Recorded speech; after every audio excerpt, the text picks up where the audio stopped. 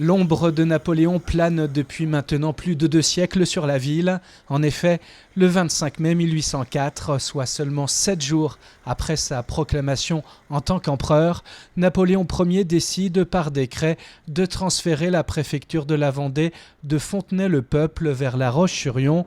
Jugeant Fontenay trop excentré, le jeune empereur de 35 ans souhaite ainsi pacifier la Vendée.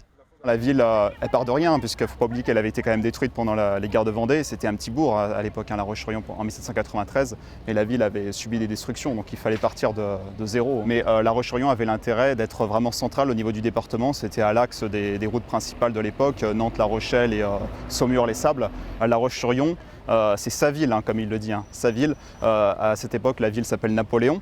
Cas inédit en Europe, la ville aura changé 8 fois de nom en 70 ans.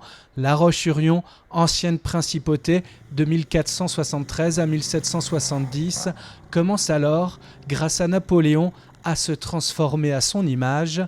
Les travaux démarrent par la place centrale, située sur le promontoire de la ville. Là, la place Napoléon, c'était un forum grec. L'église, c'était un temple grec.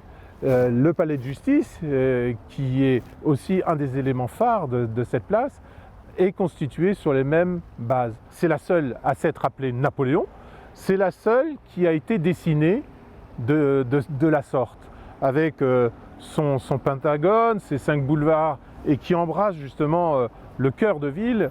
Comme un phare au point le plus haut de la ville, la statue équestre de Napoléon, érigée en 1854, domine les 4 axes principaux menant vers le chef-lieu du département, autrement dit vers la capitale de la Vendée, la capitale des Vendéens depuis 1804, ce peuple de géants comme Napoléon aimait les appeler.